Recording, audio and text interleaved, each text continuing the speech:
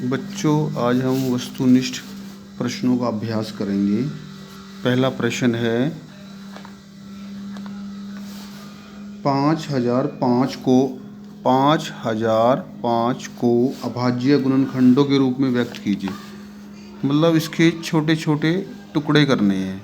अभाज्य 5005 अभाज्य संख्याएं वो होती हैं जो किसी और संख्या से भाग नहीं होती। तो देखिए, जैसे 5005 है, इसके लास्ट में यहाँ पे 5 है, तो ये 5 से पक्का भाग होगा और 5 एक अभाज्य संख्या है। 5 एकम 5, 0 0, 5 एकम 5। अब इसको किससे भाग करेंगे? अब हम इसको 7 से भाग करते हैं। 7 तिया 21, फिर मतलब 20 हो गए, 30 हो गए, 7 चौक 28, 7 तिया 21, 343 आ गया। अब हम इसके बाद हम इसके करेंगे 7 एकम 7, यहाँ 7 एकम 7 आएगी। अब हम इसको किससे करेंगे? इसके बाद 11 से भाग करते हैं। 11 एकम 11, 11 तिया 33। अब 13 से करते हैं इसको। तो ये सारे अभाज्य गुणनखंड आ गए इसके। तो 5005 को अभाज्य गुणनखंडों के गुणनफल के रूप में व्यक्त करो। देखो, अभाज्य गुणनखंड जो आए थे इनके गुणनफल के रूप में लिखेंगे। इन सभी गुना करेंगे तो 5005 ही आएगा। तो हम इसको ऐसे भी लिख सकते हैं। तो ये आंसर आ चुका है। यह है पहला सवाल। अब है दूसरा। 3 + 2 वर्गमूल 5 परिमेय संख्या है या अपरिमेय संख्या है? अब हमको पता है कि जो वर्गमूल 5 है वो अपरिमेय संख्या होती है। वर्गमूल 5 क्या है? अपरिमेय संख्या है। और ये 2 से गुना हो रही है, तो अपरिमेय संख्या को 2 से गुना करेंगे तो अपरिमेय संख्या ही आएगी। और इसके अंदर अगर 3 ऐड करते हैं तो वो भी अपरिमेय संख्या होगी। तो ये अपरिमेय संख्या है। अपरिमेय संख्या। तीसरा। अब तीसरा करते हैं। इसमें लिखा है कि 510 और 92 का HCF ज्ञात करना है। HCF होता है महत्तम समावर्त्य। तो हम क्या करेंगे? 510 और 92 को हम अभाज्य गुणनखंडों से भाग करते रहेंगे, अभाज्य टुकड़ों से। जैसे सबसे पहले 2 से भाग करो, क्योंकि ये 0 भी 2, ये पीछे इस संख्या के पीछे 0 है, ये 2 से भाग जरूर हो जाएगा। और इस संख्या के पीछे 2 है तो ये भी 2 से भाग हो जाएगा। तो मैं पहले इसको 2 से भाग करता हूँ। 2 दूनी 4, 2 पंजे 10, 2 पंजे 10, कोमा। अब मैं इसको भी 2 से भाग करूँगा। 2 चौके 8, 2 छिके 12। पेन ये चल नहीं रहा। अब ये जो संख्याएं हैं इसके टुकड़े बन रहे हैं 23 दूना 46। बस 2 ही टुकड़े बन रहे हैं, 23 दूना 46।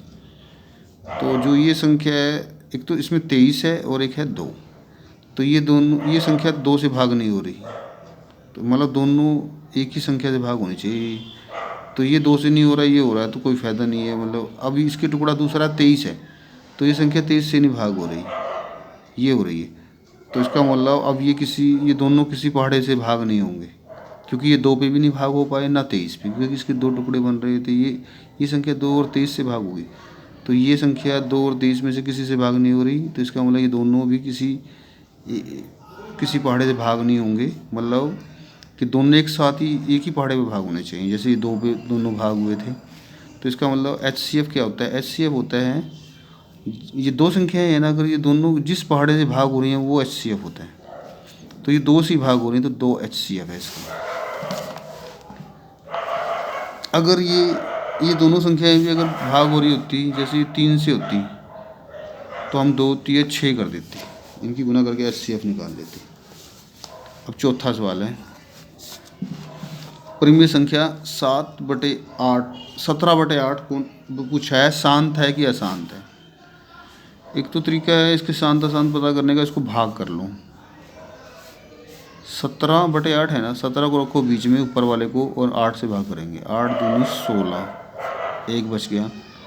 अब ऊपर से 0 उतारेंगे और यहाँ पॉइंट लगा देंगे। ऊपर से 0 उतार लो और यहाँ पॉइंट लगा लो। अब 8 एकम 8, तो यहाँ पे 2 बचेगा घटाकर। अब ऊपर से फिर 0 उतार लो। अब पॉइंट नहीं लगाना क्योंकि पॉइंट एक ही बार लगता है। अब क्या करेंगे, अब हम 8 दूनी 16 करते हैं, तो 4 बच गया। ऊपर से 0 उतार लेंगे, 8 पंजे 40। तो इसका आंसर पूरा पूरा आ गया, मतलब लास्ट में क्रॉस कुछ नहीं बचा। तो जब भी ऐसा होगा तो ये शांत होता है, तो ये शांत है। या तो इसको भाग कर लो। एक और तरीका है, 17/8 है, इसको दूसरे तरीके से करते हैं। अब जो नीचे 8 है इसके टुकड़े बना लो छोटे छोटे। पहले 2 पे काटेंगे, 2 चौके 8, फिर 2 पे काटेंगे 2, फिर 1। तो 2 कितनी बार है, 3 बार।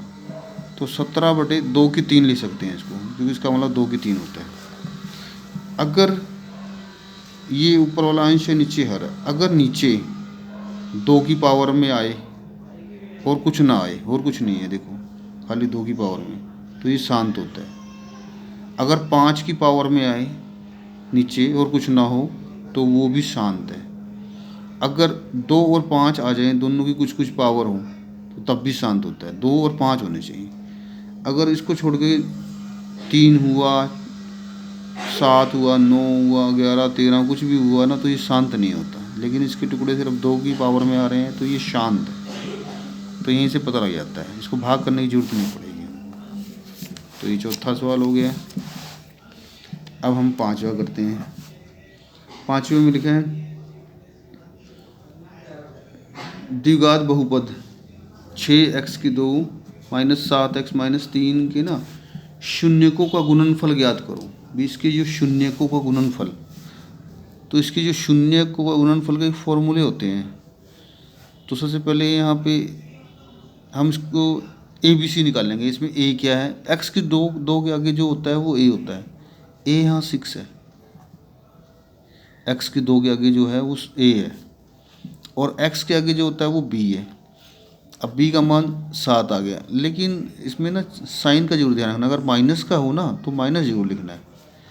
अब ये तो प्लस का 6 था इसीलिए प्लस लगाने की जरूरत नहीं, लेकिन माइनस का 7 जरूर लिखना है।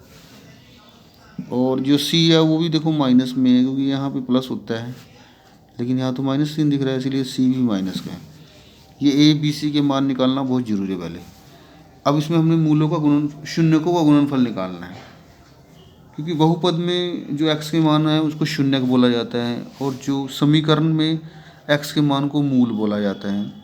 तो ये बहुपद है, क्योंकि ये बराबर 0 नहीं है, ये बहुपद है।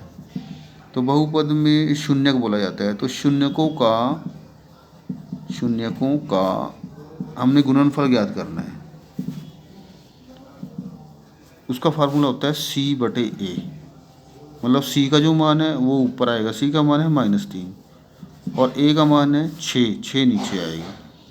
अब ये काट दो, 3 के पहाड़े पे दोनों कट रहे हैं, 3 एकम 3, नीचे 3 दूनी 6, और ये माइनस बचेगा। अगर इसमें योगफल पूछा होता तो शून्यकों का योगफल का भी मैं निकाल देता हूँ, लेकिन पूछा नहीं हुआ। शून्यकों का योगफल, उसका फॉर्मूला है -B/A। अब माइनस लगा लो, और B का मान भी माइनस में है, इसीलिए इसको ब्रैकेट में लिखना। B का मान -7 है, नीचे A का मान 6। अब बाहर माइनस और ब्रैकेट के अंदर अगर माइनस आ जाए तो माइनस माइनस प्लस हो जाती है, तो 7/6 बचेगा। प्लस लिखने की जरूरत नहीं, तो 7/6।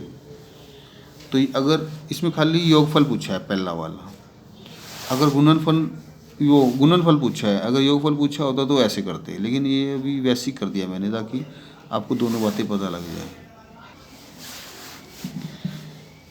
अब हम इसका 6ठा सवाल करेंगे। यह द्विघात बहुपदों, यदि द्विघात बहुपदों के शून्यकों का योग और गुणनफल दिया हो तो बहुपद ज्ञात करना है। अगर शून्यकों का योग दिया हुआ है, शून्यकों का योग दे रखा है -1/4, और गुणनफल दे रखा है वो है 1/4, तो इस द्विघात बहुपद निकालने का एक फॉर्मूला है।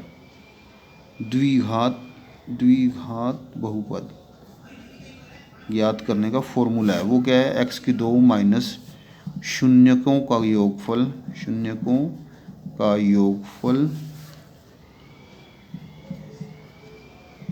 ब्रैकेट बंद x प्लस गुणनफल। ये फॉर्मूला आपने अच्छी तरह याद करना है, पहले याद कर लेना। फिर देखो x की दो माइनस योगफल की जगह ये योग है तो ये रखना है -1/4 और ब्रैकेट में लिख देना क्योंकि माइनस में है।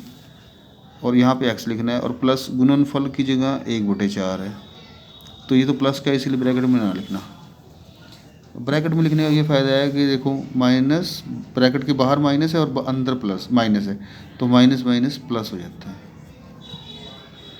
और ये 1/4। अब इसको ऐसे ही छोड़ सकते हैं, चाहे तो हम इसका एलसीएम भी ले सकते हैं। अब इसका एलसीएम 4 आ गया। नीचे अगर 1 हो तो 4 की जो नीचे एलसीएम होता है उसकी गुना सीधा ऊपर वाले से होती है 4x के।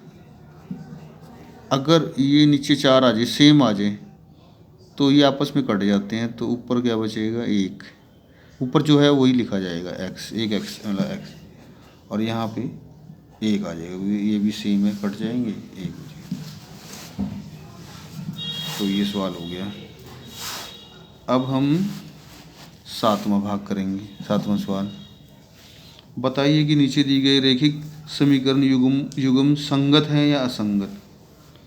पहला युग्म दे रखा है 3x + 2y = 5 और दूसरा युग्म दे रखा है, दूसरा समीकरण दिया हुआ है 2x - 3y = 7।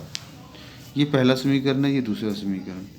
इसके संगत असंगत पता करने हैं तो इसके लिए हमें फॉर्मूले वो पता होने चाहिए, वो a1/a2 वाले। अगर a1/a2 बराबर नहीं है b1/b2, अगर ऐसा होगा ना तो एक अद्वितीय हल है।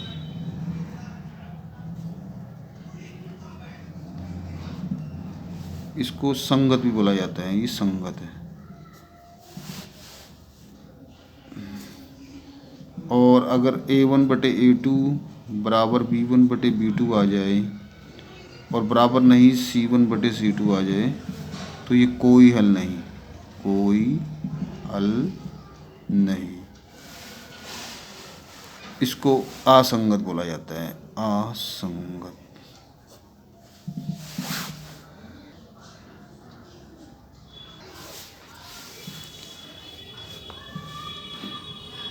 a1/a2 बराबर b1/b2 बराबर c1/c2।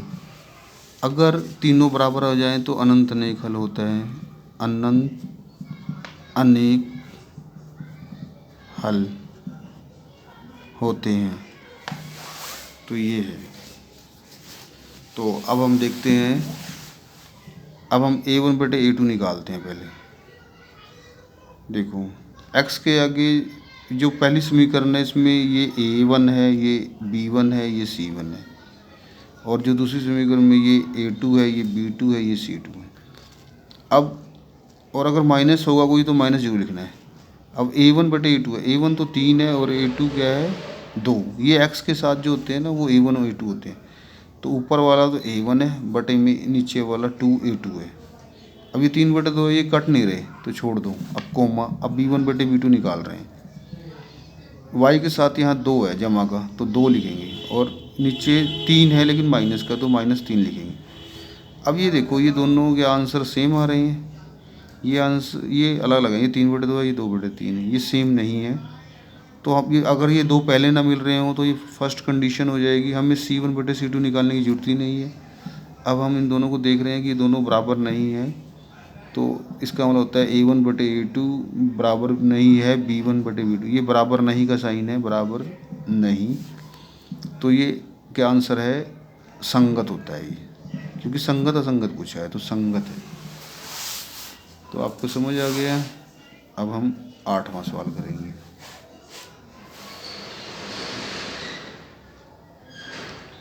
अब 8वें सवाल में लिखा है 3x + 4y = 10 और एक समीकरण दी हुई है x - y = 1। अब इन दोनों से ना x y का मान ज्ञात करना है।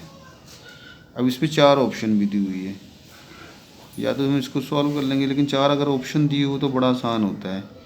एक ऑप्शन दी हुई है x का मान 1, y का मान 2। अब ये x और y के मान ना इस समीकरण में रख के देखो तो देखो 3 x के स्थान पे रखो 1 प्लस 4 और y के स्थान पे रखो 2। अब इसको हल करके ना, बराबर क्या है 10 है ना, तो इसको हल करके 10 आना चाहिए। 3 एकम 3 प्लस 4 दूनी 8, तो 8 और 3 11 होता है ना, तो 10 तो नहीं आया, तो ये आंसर नहीं होगा। अब हम दूसरा आंसर देखते हैं। दूसरा आंसर है x बराबर 3 y बराबर 1। अब ये मान हमने पहले से में रखना है। 3 ब्रैकेट में x की जगह 3 रखना है और प्लस 4 y की जगह 1 रखना है। अब इसका आंसर 10 आना चाहिए। 3 3 9 और 4 एकम 4, और इनको जोड़ेंगे तो 9 और 4 13 होता है। ये भी नहीं आया आंसर, सेम तो नहीं है, 10 तो नहीं आया, 13 है यहाँ तो। अब तीसरा आंसर है x बराबर 2 y बराबर 1। अब ये मान पहली समीकरण में 3 ब्रैकेट में x की जगह रखेंगे 2 और 4 y की जगह रखेंगे 1। अब इसका आंसर देखते हैं। 3 दूनी 6 प्लस 4 एकम 4, तो ये 10 आ गया। लेकिन अब हम क्या करेंगे, अब इसको सीधा आंसर नहीं समझेंगे, हम दूसरी समीकरण में भी रख के देखें। जब पहली समीकरण ठीक होगी, अब दूसरी भी ठीक होनी चाहिए। तो दूसरी ये है x माइनस वाई बराबर 1, तो हम x की जगह 2 रखेंगे और y की जगह क्या रखेंगे 1, तो 2 में से 1 गया 1, और बराबर इधर 1 है तो ये भी, इसका मतलब ये दोनों समीकरणों को सही बता रहा है। तो ये आंसर है अपना, ये वाला x बराबर 2 y बराबर 1। अब 9वां सवाल इसका, द्विघात समीकरण दी हुई है 2x² प्लस x माइनस 6। समीकरण की पहचान ये है कि इसके पीछे बराबर का 0 होगा, बराबर का निशान होगा इस पूरी लाइन में। अगर यहाँ तक होता तो ये बहुपद होता, लेकिन अब ये समीकरण है, तो इसके गुणनखंड बनाने हैं, मतलब गुणनखंड करने हैं। तो उसके लिए मैंने आपको बताया हुआ है कि यहाँ पे अगर माइनस आ जाए तो जो बीच में x के साथ जो भी नंबर है ना, जैसे यहाँ पे 1 है तो इससे ऊपर की तरफ चलेंगे, और पहले सबसे पहले यहाँ पर x के साथ जो भी होगा ना उसकी इससे गुना करते हैं। 2 6 12, अब यहाँ 12 समझेंगे, लेकिन लिखना 6 ही है, 6 दूनी 12, हम इसको 12 समझेंगे अब। और माइनस में यहाँ पे जो होगा ना 1, उससे ऊपर की तरफ चलना है। इस 1 से ऊपर 2 होता है, 2 एकम 2, और ऊपर चलो 12 आना चाहिए, क्योंकि 6 दूनी 12, यहाँ 12 है ना, तो हम 2 से ऊपर क्या चलेंगे, 3 दूनी 6, 4 3 12, तो देखो ये 12 आ गया। ये टुकड़े बनेंगे 4 और 3, और जब ऊपर की तरफ चलते हैं तो दोनों टुकड़े अलग अलग, दोनों के साइन चिन्ह अलग अलग आते हैं। अब 2x² लिख देंगे, पहले वाला तो ऐसे उतार देते हैं हमेशा। अब इस 1 के स्थान पे लिखेंगे 4x और 3x। अब इसके चिन्ह कौन से आएंगे, मैंने क्या बताया था कि अलग अलग चिन्ह आएंगे। तो पहला जो बड़ा वाला अक्षर है 4x, ये आगे लिखना है इन दोनों में से, और उसका चिन्ह ये वाला होगा प्लस, और दूसरा इसका उल्टा चिन्ह होगा, यहाँ पे प्लस है तो यहाँ माइनस होगा, क्योंकि अलग अलग चिन्ह होते हैं, ये ध्यान रखना। जब माइनस आ जाए तो जो 2 टुकड़े आएंगे उसके चिन्ह अलग अलग होंगे। पहला चिन्ह ये वाला होगा जो यहाँ पे होगा, यहाँ अगर यहाँ पे प्लस है तो यहाँ प्लस लिखेंगे और दूसरा माइनस कर देंगे। अगर यहाँ माइनस होता है यहाँ माइनस लगाते हैं और यहाँ प्लस कर देते हैं। बाकी इस 6 को ऐसे लिखना है। एक बात का ध्यान रखना, सबसे पहले तो इसकी गुणा इससे होगी 6 दूनी 12, लेकिन यहाँ पे 12 लिखना नहीं है, इसको 12 समझना है, और यहाँ पे तो 6 ही रहेगा और यहाँ पे ये रहेगा। लेकिन जब हम टुकड़े बनाएंगे उनकी गुना 12 आनी चाहिए। तो अब ये 1 है, इससे ऊपर क्यों चले, क्योंकि माइनस की वजह से यहाँ ऊपर चलते हैं, तो जो 2 टुकड़े बने थे 4 3 12 वो आए। अब पहले 2 देखो, इन 2 में ये दोनों 2 पे कट रहे हैं, 2 भी और 4 भी, तो 2 पे काटेंगे इसके, और एक x भी कॉमन आ रहा है, तो 2x कॉमन ले लेंगे, तो यहाँ से 2 गया और एक x गया, तो x रह गया। अब यहाँ 4 है, जब 2 से भाग करेंगे तो 2 बचेंगे, x तो कॉमन आ गया। अब इन दोनों में माइनस कॉमन, पहले लिख लो ये माइनस, अब यहाँ दोनों में से 3 कॉमन आ रहा है, दोनों 3 से भाग हो रहे हैं, तो ये 3 से भाग करेंगे, 3 गया, x रह जाएगा। और जब यहाँ पे माइनस हो तो इसका चिन्ह भी बदलना है, यहाँ पे माइनस प्लस हो जाएगा, माइनस माइनस प्लस हो। अब 3 दूनी 6, 2 बचेंगे, ये ब्रैकेट एक समान आएगी। और यही ब्रैकेट कॉमन ले लेंगे हम, जो एक समान है इन दोनों में से, यहाँ से और ये दो भाग हैं, बीच में माइनस की वजह से ये अलग हो गया, ये अलग हो गया। इन दोनों में कॉमन क्या आ रहा है, x+2। तो बचेगा क्या अंदर, यहाँ पे 2x है इसके बाहर और इसके बाहर क्या है -3। तो ये दो टुकड़े, दो ब्रैकेट गुणनखंड आ गए। अब एक बार इसको 0 मान लो और एक बार इसको, वैसे तो इतना ही करना है गुणनखंड, खाली इतना करके छोड़ दो। इसने गुणनखंड कहा था, मूल नहीं ज्ञात करने को कहा था। तो आपको ये सवाल समझ आ गए होंगे। अब इसका हम 10वां सवाल भी कर लेते हैं। तो देखो यहाँ पे 6 आ गया, सबसे पहले 6 की इससे गुना होगी, तो 6 दूनी 12, यहाँ 12 समझना है। अब यहाँ माइनस है और जो बीच में x है उसके साथ 1 है, तो 1 से ऊपर की तरफ चलेंगे। तो 2 एकम 2, 12 आना चाहिए, आया नहीं।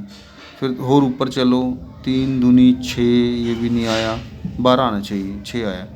और ऊपर चलो, 4 3 12, 12 आ गया। तो इसके दो टुकड़े बन गए, 4 और 3, और माइनस की वजह से इन दोनों की चिन्ह भी अलग लगाएंगे। तो 6x के राशि उतार देंगे। अब एक लिख लो 4x और 3x लिख लो। इनके चिन्ह अभी बताता हूँ कैसे लिखने, ये 2 ऐसे लिख लो लास्ट में। अब मैंने कहा था इनके चिन्ह अलग लगाएंगे। अब पहला इसके आगे कौन सा चिन्ह आएगा, जो यहाँ पे होगा, यहाँ पे माइनस है तो माइनस होगा, और दूसरा इसका अपोजिट होगा। तो आप 9वीं 10वीं सवाल को ध्यान से देखना, तो ये आपको समझ आ जाएगा। अब पहले दो में क्या कॉमन आ रहा है, ये 6 है, ये 4 है, ये दोनों किस पहाड़े पे कट रहे हैं एक साथ। ये दोनों 3 पे तो ये कट रहा है, लेकिन ये नहीं कट रहा, लेकिन 2 पे ही दोनों कट रहे हैं, और 4 पे तो नहीं कट रहे। इसका मतलब 2 पे ही कटेंगे। तो 2 और x कॉमन लेंगे, तो 2 3 6 3 बचेगा, 1 x बचेगा क्योंकि x कॉमन आ गया था। माइनस यहाँ 2 दूनी 4 होता है, x तो बाहर आ गया।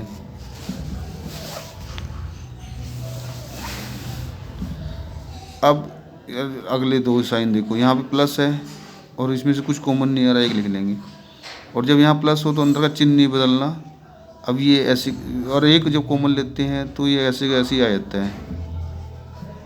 अब ये देखो, ये एक जैसी ब्रैकेट आ गई है, इसका मतलब अभी तक हम ठीक कर रहे हैं। तो 3x - 2 कॉमन ले लेंगे, बचेगा क्या अंदर, 2x + 1। तो ये दो गुणनखंड आ गए। लेकिन इस सवाल में ना हमने मूल ज्ञात करने हैं, तो एक बार हम इसको 0 मान के चलेंगे और एक बार इसको 2x + 1।